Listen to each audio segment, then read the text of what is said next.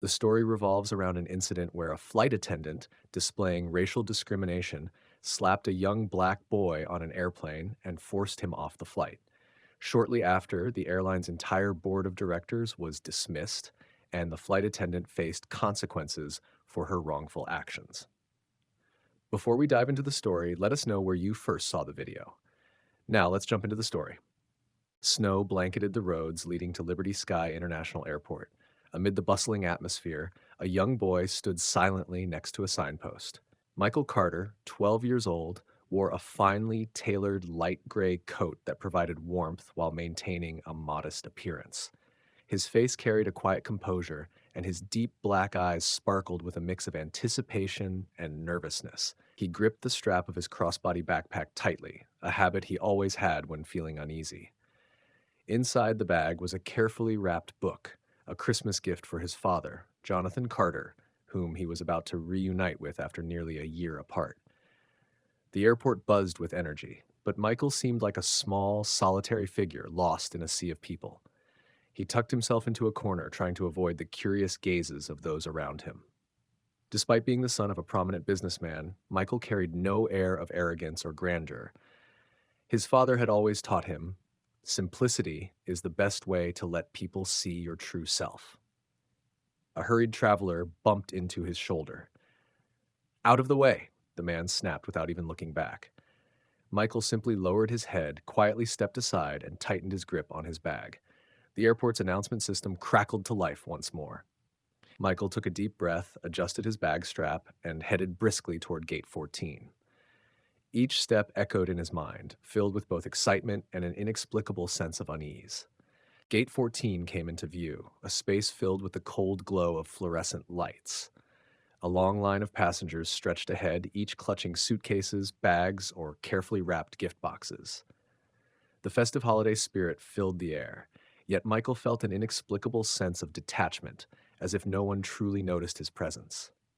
He approached the ticket counter, holding his boarding pass tightly in his hand.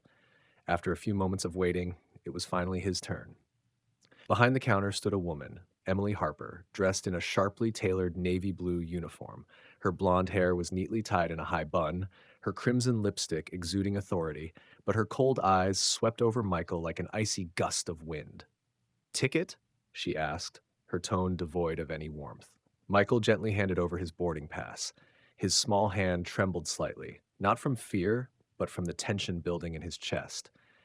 Emily took the ticket, narrowing her eyes as she scrutinized it meticulously as though searching for some error. "Traveling alone?" she asked, her voice laced with skepticism. "Yes, ma'am," Michael replied, trying to keep his tone steady. Emily sniffed, her gaze lingering on Michael's coat. "Strange, a kid traveling alone on an international flight. Where are your parents?" Her question wasn't one of genuine curiosity, but carried an undercurrent of scrutiny and contempt.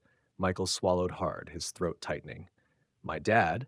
He's waiting in San Francisco. I'm going home for Christmas." Emily let out a dry laugh, not a real laugh, but more of a derisive chuckle. "Fine, but remember, this isn't the place to cause trouble. Sit in your seat and don't bother anyone." She stamped his ticket and handed it back with a dismissive shove. Michael quickly caught it before it could fall to the ground, his cheeks flushing slightly with embarrassment. As he walked past the counter, he heard her mutter, just loud enough for him to catch, "I don't know why they let kids like that on flights." Her words felt like a dagger piercing his heart. Michael wanted to turn back and ask, "Kids like what?" But instead, he bowed his head and hurried on, leaving her scornful glare behind. In the jetway leading to the plane, Michael took a deep breath, silently telling himself that everything would be okay. Yet deep inside, a sense of hurt was growing, like the snow piling up outside, each flake adding to the weight that was becoming harder to bear. Michael stepped through the narrow hallway connecting the boarding gate to the airplane cabin. White LED lights from the overhead fixtures illuminated each small footprint on the red carpet. Outside the windows, the snow fell heavier, like delicate white petals blanketing the glass. In the distance, the aircraft's beacon lights blinked against the cold, gray sky. He took a deep breath, trying to shake off the unease lingering after his encounter with Emily. "This flight won't take long," he told himself. "Just sit quietly, Read the little book I brought, and everything will be fine. But as soon as he stepped into the cabin, that feeling crept back, sharper than before. The airplane was bustling with passengers, their conversations and occasional laughter creating a cozy atmosphere that starkly contrasted with the snowstorm outside. Michael scanned the rows for his seat, 16B, a window seat in the middle section of the plane. He walked carefully down the aisle, making sure not to bump into anyone. When he reached his seat and placed his backpack on it, a cold voice spoke behind him. "What are you doing?" Startled, Michael turned to see Emily standing there, her hands on her hips, her gaze fixed on him like he was an unwelcome intruder. "This is my seat, 16B," Michael said politely, keeping his voice steady. Emily leaned down to inspect his ticket again, her brow furrowing. She glanced around the cabin and then back at Michael. "Listen, you should sit in the back. Seat 16B isn't suitable for someone like you." Her words hung in the air like a leaden weight, leaving an uncomfortable silence in their wake.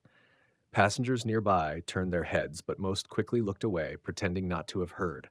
Michael hesitated, confused. "But my ticket says 16B."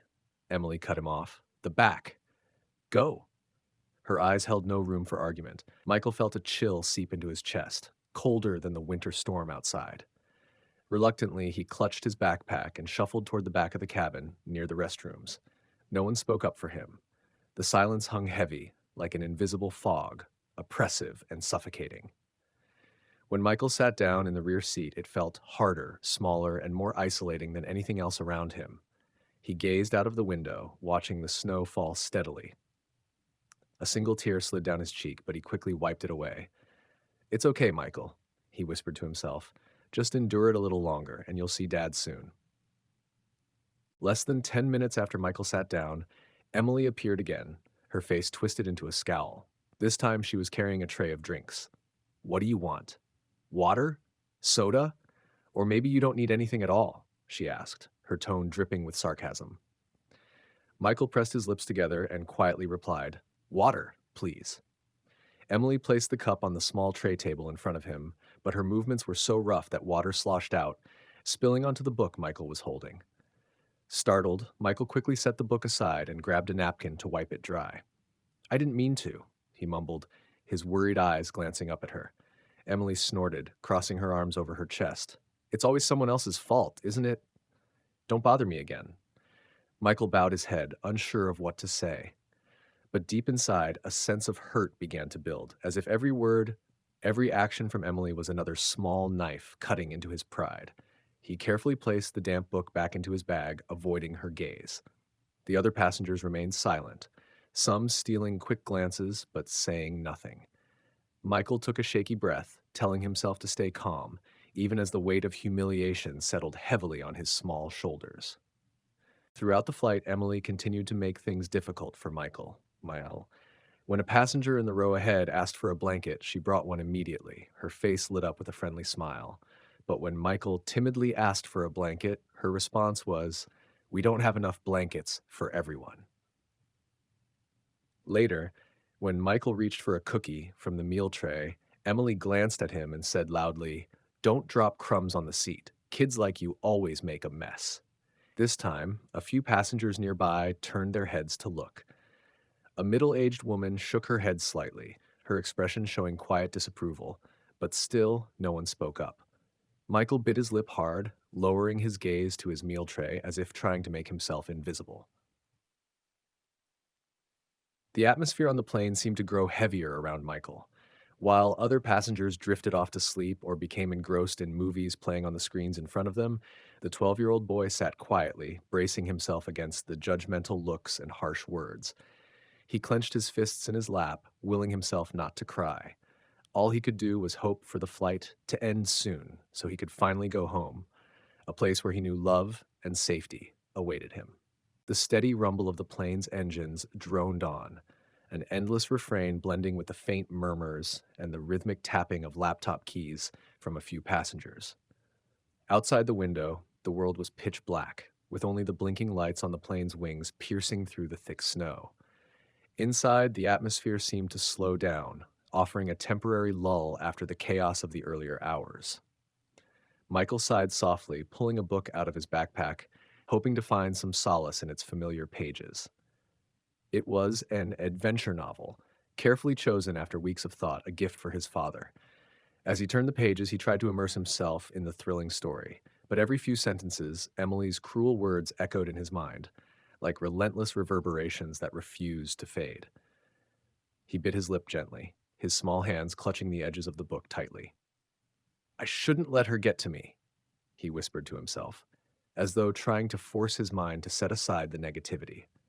But his heart felt heavy, weighed down not just by Emily's actions, but by the silence of those around him, people who had seen it all yet chose to look away.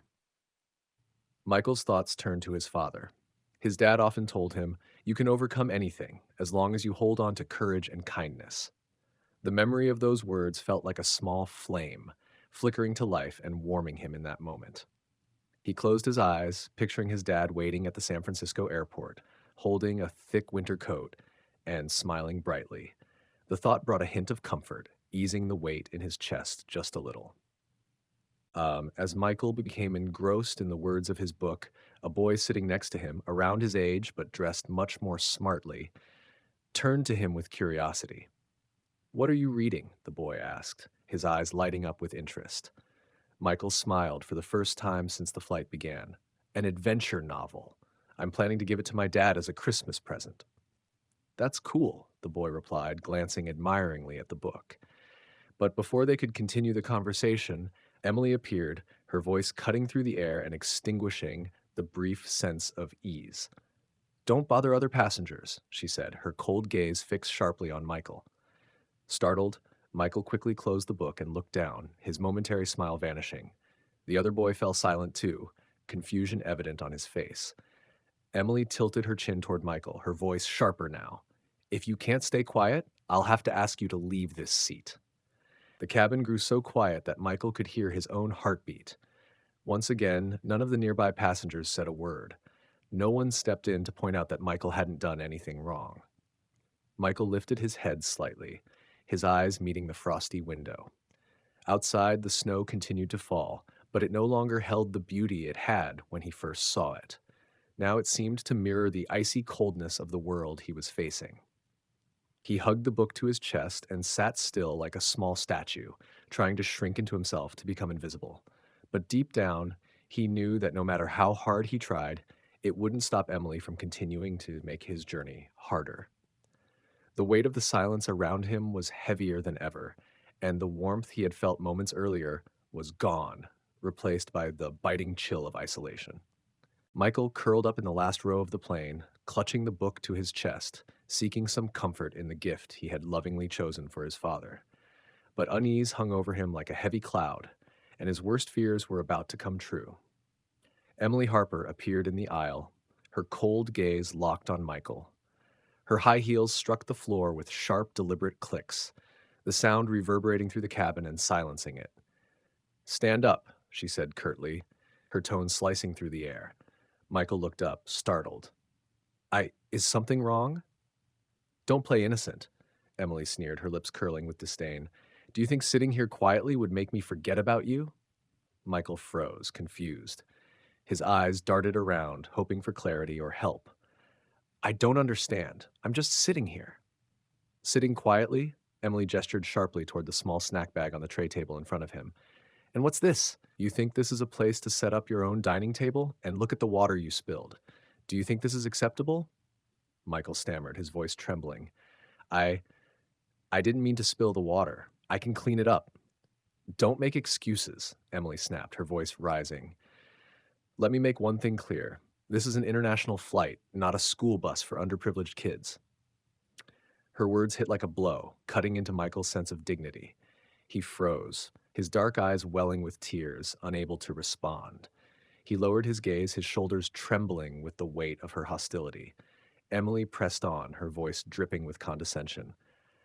"Don't think that just because you have a ticket, I have to treat you like other passengers. Look at yourself. Sitting here is just a nuisance to everyone." The murmur of a few nearby passengers began to rise, but no one spoke up. An older man raised an eyebrow in disapproval, but quickly looked down at his phone when Emily's sharp eyes darted toward him.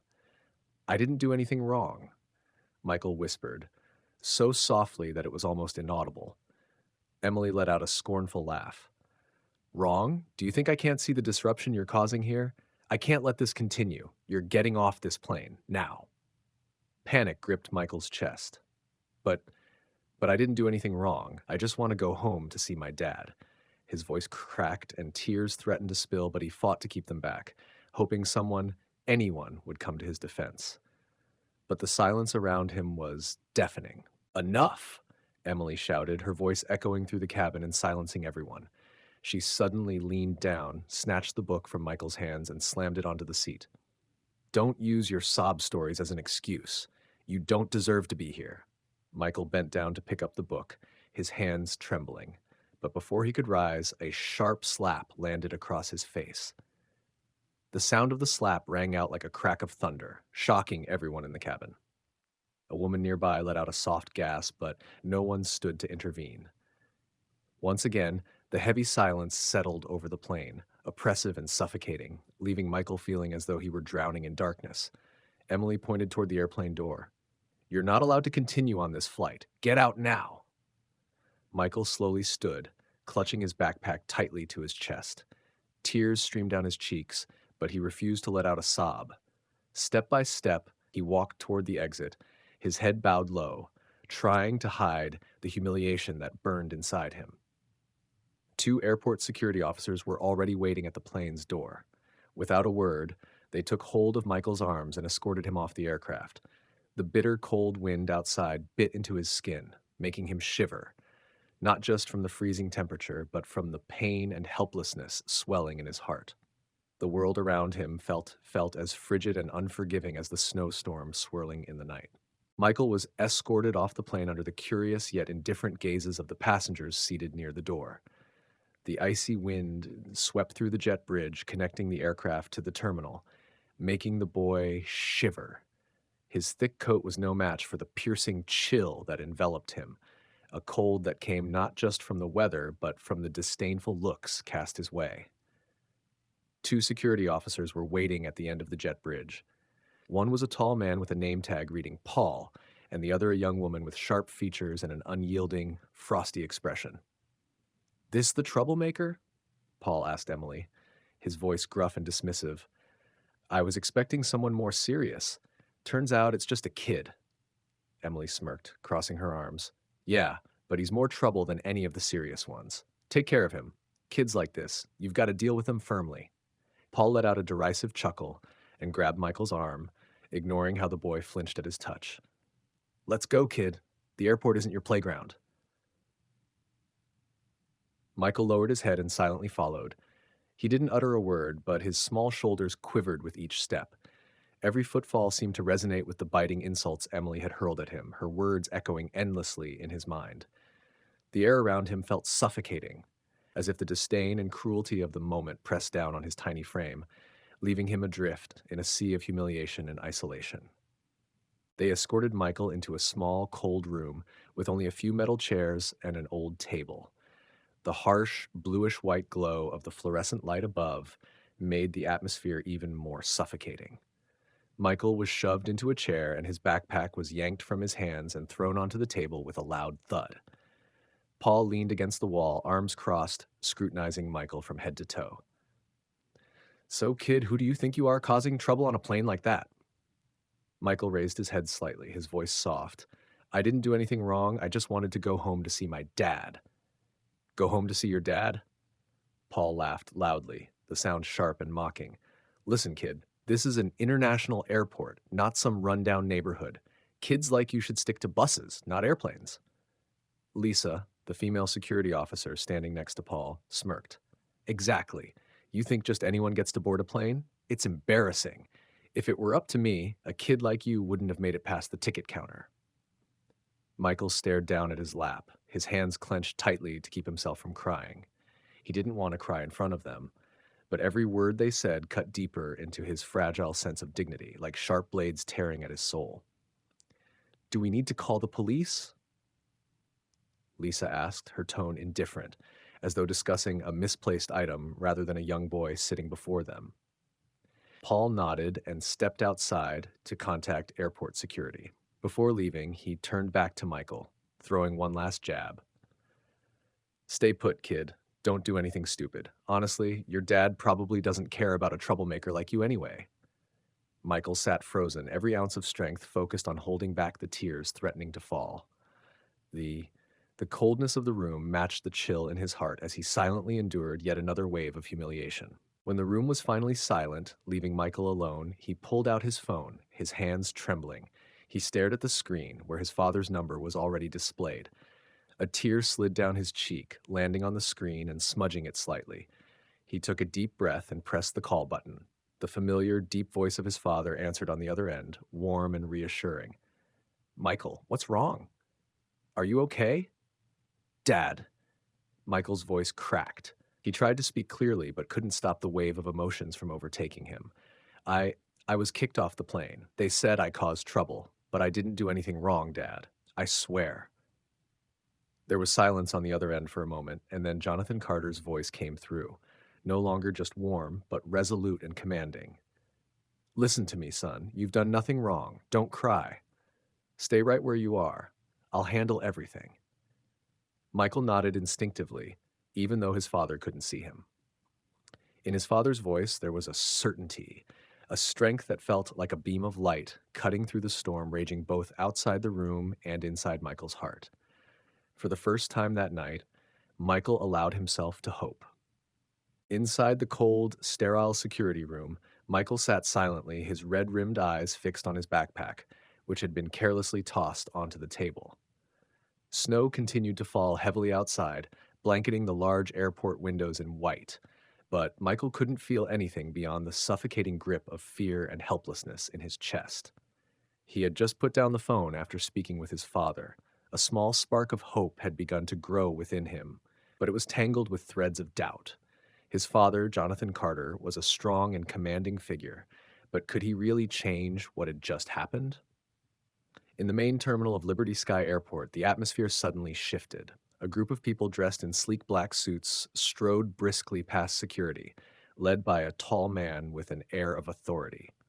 Jonathan Carter moved with purposeful strides, his sharp gaze locked ahead. Flanking him were a team of lawyers and assistants, all carrying briefcases and phones, their fingers busy typing and dialing. Passengers in the terminal began murmuring as they recognized him.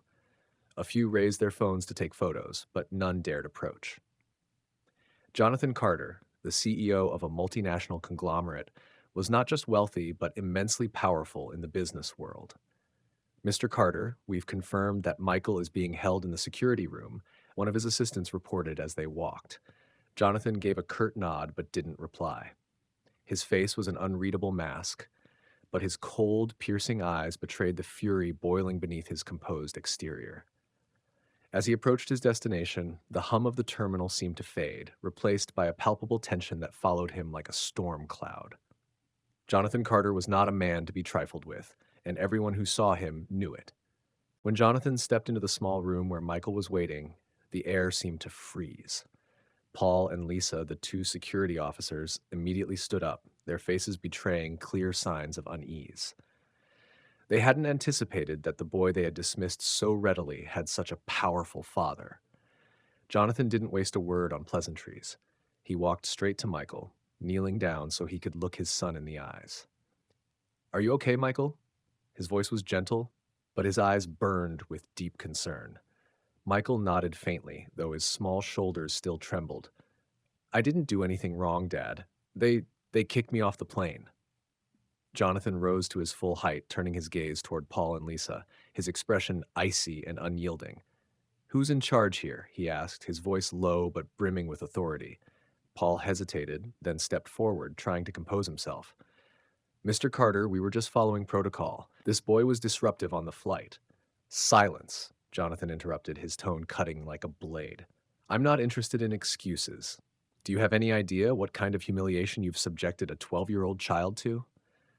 Lisa stammered. "Sir, we were just acting on the instructions of the head flight attendant." "Then bring her here. Now."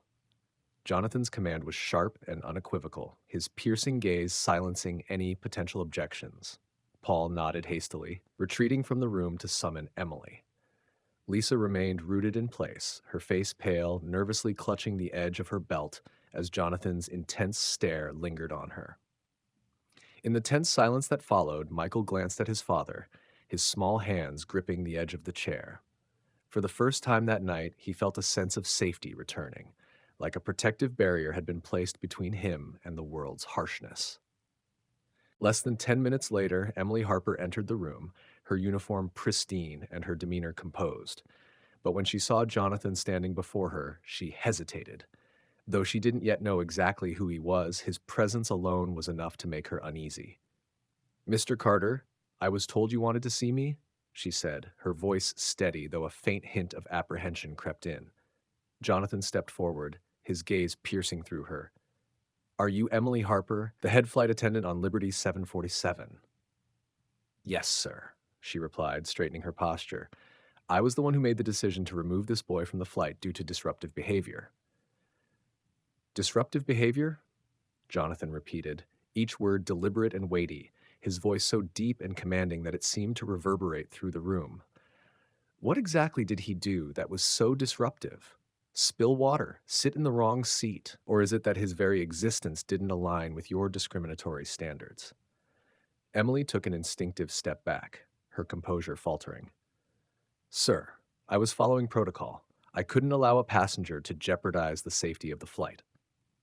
Jonathan let out a cold, humorless laugh. "You slapped my son. You humiliated him in front of dozens of passengers. And then you called airport security to treat a 12-year-old child like a criminal. Do you believe that was justified?" Emily began to stammer, her voice quieter now. I was only following procedures." Jonathan stepped closer, his tone icy. Uh, Procedures? Then let me show you what real accountability looks like. As of this moment, you are no longer the head flight attendant on any flight, and I will make sure you never have the chance to degrade another human being again. He turned to his team of lawyers, his voice commanding. "I want Liberty Sky Airlines held accountable for this entire ordeal. Inform the board of directors that I will meet them in 1 hour. They have until then to prepare." The room fell silent, except for the faint rustle of papers as the legal team began making rapid phone calls and taking notes. Emily stood frozen, her face pale, as the weight of Jonathan's words and authority crushed any remaining shred of confidence she had brought into the room. Jonathan Carter left the security room with his team of lawyers, Michael walking close by his side. The boy clung tightly to his father's hand, feeling an unshakable sense of safety in his presence. Jonathan's commanding demeanor turned heads as they passed through the terminal, but no one dared to speak a word. When they arrived at the VIP meeting room where the Liberty Sky Airlines board of directors was waiting, Jonathan didn't take a seat. He stood tall, placing both hands firmly on the table as he looked each person in the room directly in the eye. "I'll keep this brief," he began, his voice deep and cold, like thunder rolling through a winter storm.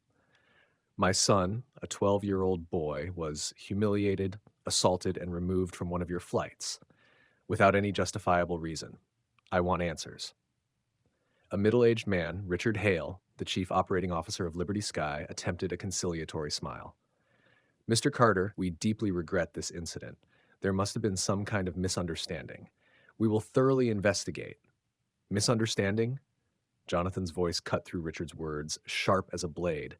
"A child was slapped by a flight attendant called undeserving and thrown off a plane as though he were a criminal. You call that a misunderstanding?" Richard faltered, glancing nervously at the other executives in the room. I I understand your frustration, but we need time to gather the facts and—" Jonathan interrupted again, his tone now openly seething with anger. "I'm not interested in empty apologies or drawn-out investigations. I demand action, and I demand it now." The room fell into an uneasy silence, each board member exchanging anxious looks, the weight of Jonathan's words hanging heavily in the air.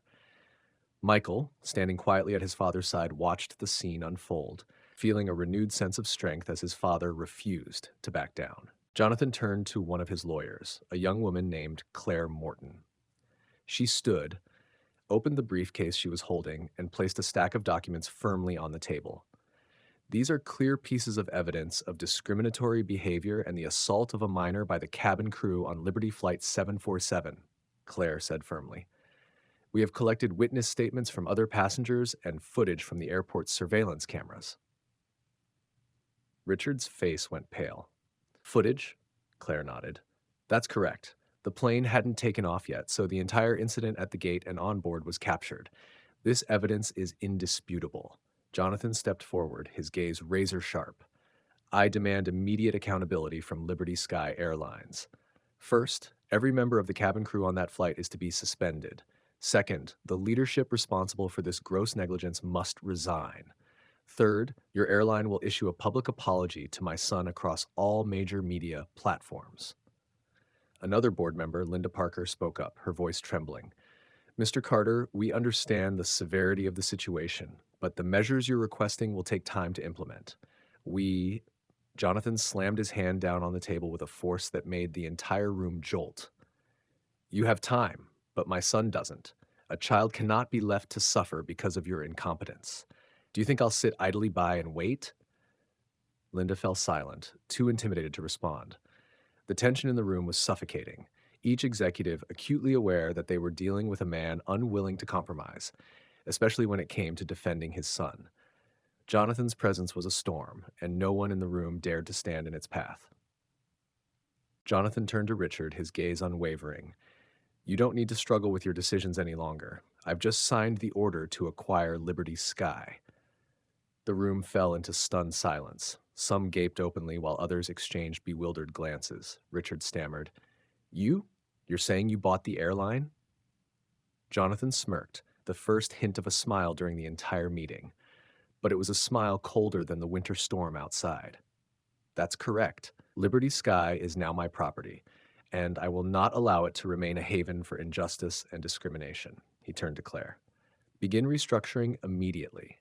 Every individual connected to Liberty Flight 747, including Emily Harper, is to be terminated. I want a public statement issued within the next hour. Let no one in this room think they can evade accountability. An hour later, Liberty Sky Airlines released an official press statement titled, Discrimination Has No Place.